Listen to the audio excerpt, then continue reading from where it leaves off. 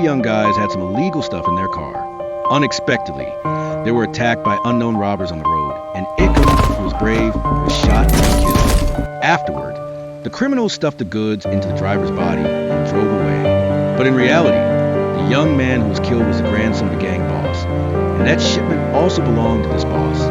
So who dared to steal his property? Even more strangely, some police officers were then shot and killed one after another. All the evidence at the scene pointed to the killer being another police officer who had disappeared previously.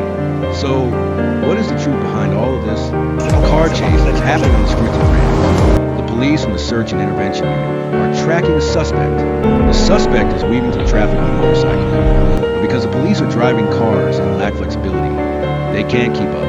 The police can only rely on numbers and continue tracking, but it's still ineffective. Just as they're about to lose track, Hero Antoine commandeers a passerby's motorcycle to continue pursuit. The target is too obvious, and the suspect naturally recognizes him. However, due to his insane speed, the suspect collided with a car on the side of the road and was thrown onto the sidewalk. Antoine gets out of the vehicle, gun in hand, and approaches, but the man remains calm and unfazed.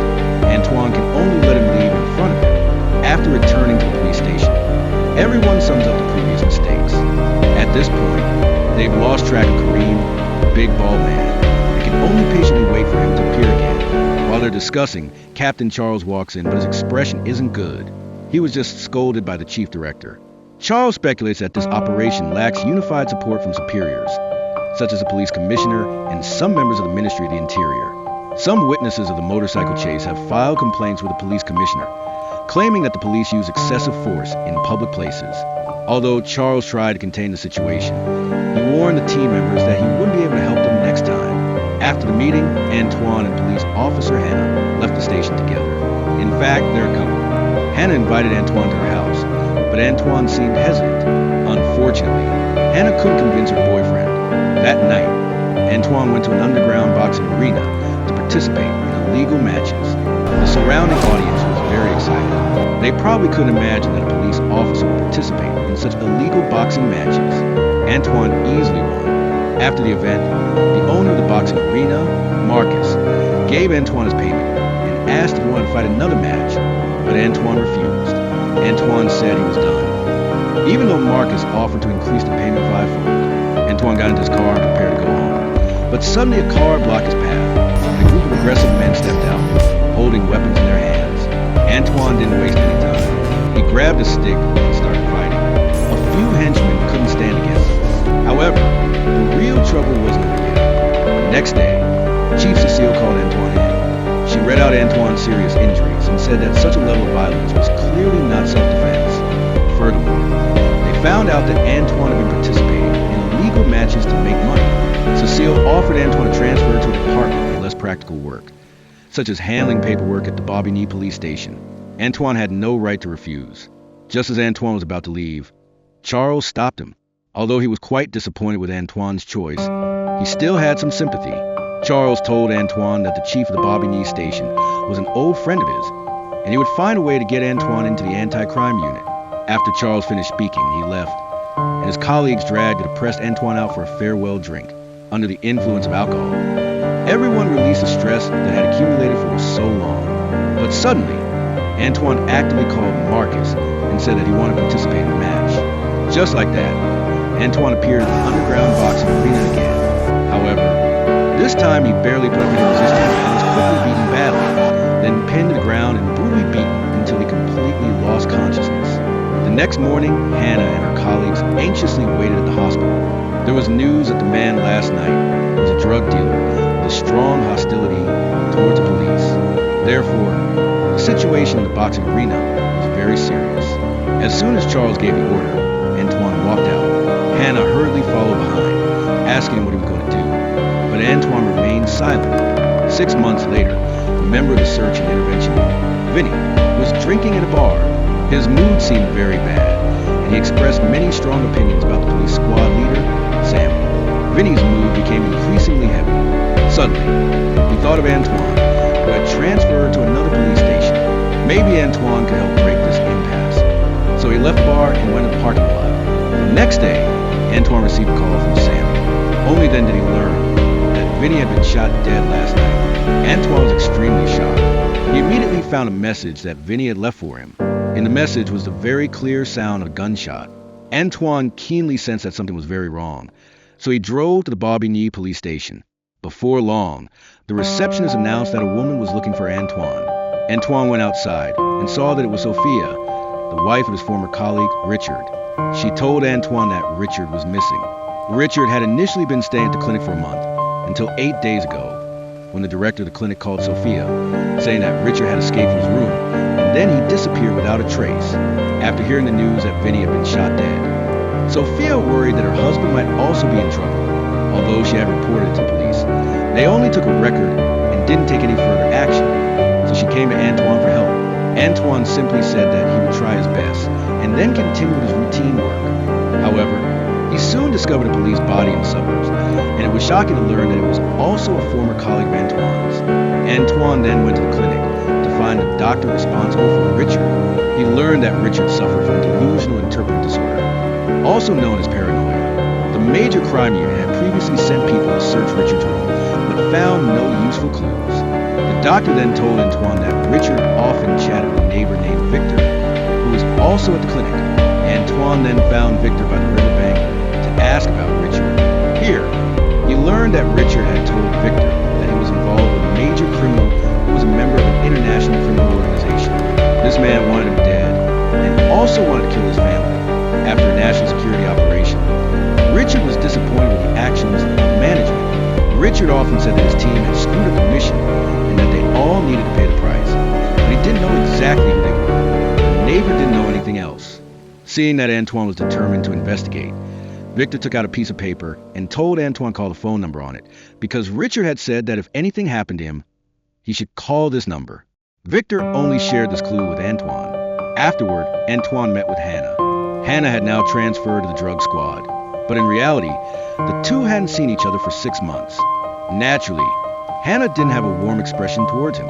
Antoine knew he was wrong and didn't try to argue back. He had come today to ask for Hannah's help. Antoine hadn't been able to contact that phone number and wanted Hannah to help him find out who owned it. Antoine had a vague feeling that the major crimes unit was involved in the whole thing. Although Hannah was angry with Antoine, she agreed to help because it was a matter involving Richard's life and death. So she still agreed.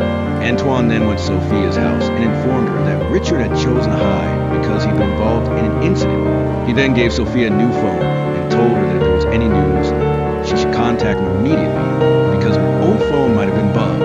As Antoine prepared to leave, he was stopped by the major crimes unit. The leader, Vinny, wanted to talk to him. Vinny frankly told him not to continue searching for Richard.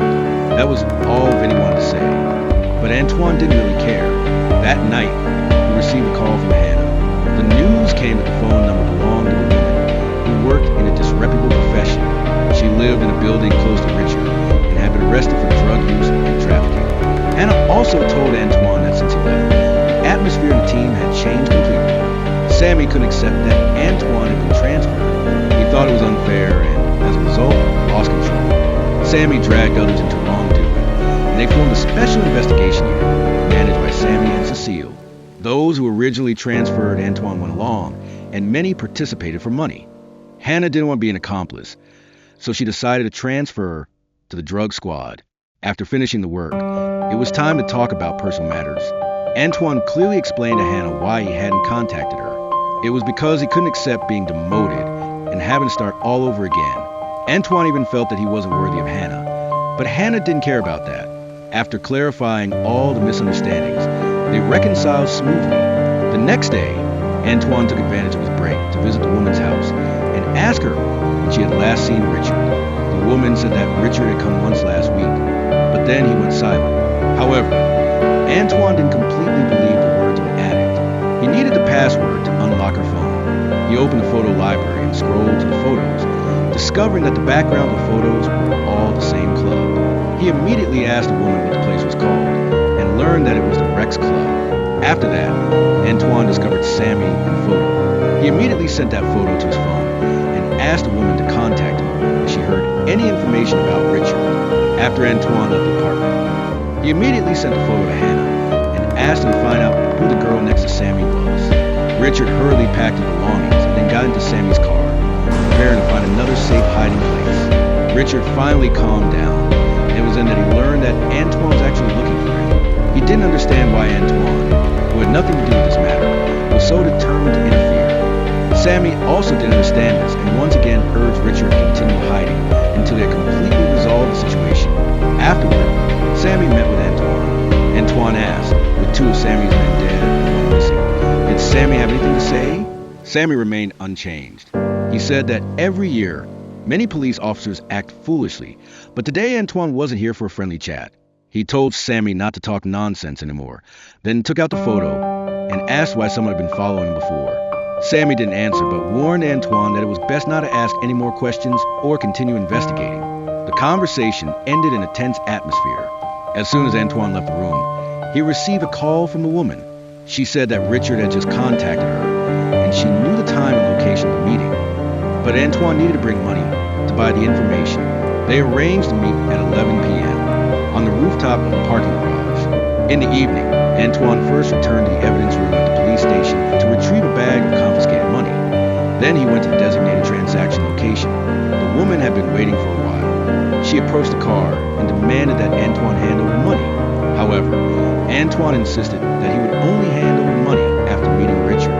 As the two were arguing about this, the car sped toward the woman and ran over the woman.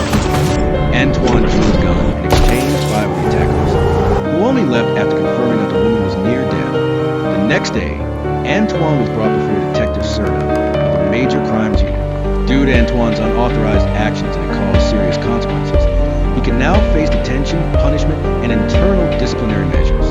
In addition, Serta informed Antoine that they had analyzed the bullet casings left behind by the shooter from the previous night. The results showed that those bullet casings matched the bullet casings found at the scene of the murder of police officer Waleed. Furthermore, the investigation revealed that the gun was registered under Richard's name. In other words, Richard had killed multiple people. But Antoine didn't believe that Richard would randomly kill other police officers. Meanwhile, Charles saw that Antoine was unwilling to cooperate and stated that the matter was very serious. Not putting Antoine in jail was also to avoid an unprecedented scandal. If news of a police officer killing his colleague spread, it would cause a major uproar. He then mentioned that the local prosecutor and police chief were willing to overlook Antoine's involvement in the shooting last night. However, Antoine clearly made a serious mistake, so they asked him to be suspended from duty until Richard was arrested. Once the entire situation was resolved, he would have to hand over his badge and service weapon. As soon as Antoine left the office, he told his colleagues that he had been suspended and would continue to be suspended until his superiors covered up their mistakes. But even if they succeeded in doing that, they still couldn't stop Antoine from continuing to investigate. That night, Antoine went to the club that Richard frequented. The bartender was the owner of the place. Antoine pulled out the photo and asked who the bearded man next to Vinny was. Unexpectedly, the owner seemed to have a more intense version of the topic and didn't want to say a word. Antoine had to search the girl in the photo, who was serving drinks, as he just spotted his target. The owner called the bouncers to kick him out. They kicked Antoine out of the club. At this moment, Hannah called her, saying that she had identified the bearded man in the photo. He was connected to organized crime. Hannah had also collected a lot of related information and asked Antoine to come to her place to discuss the details. Unexpectedly, right after that, a car sped toward Antoine and forced him inside, kidnapping him. Afterward, Antoine was brought before the bearded man, Kareem. Kareem recognized Antoine and asked, "Are you a cop?" Antoine replied, "Yeah, I'm a cop, but why did you push us into this situation?" Kareem seemed surprised to hear that. Antoine continued, "I saw the photo of you with Sammy and Richard. What did you guys do together?" Kareem didn't answer the question, but told Antoine that he hadn't killed anyone and didn't know or care where Richard was.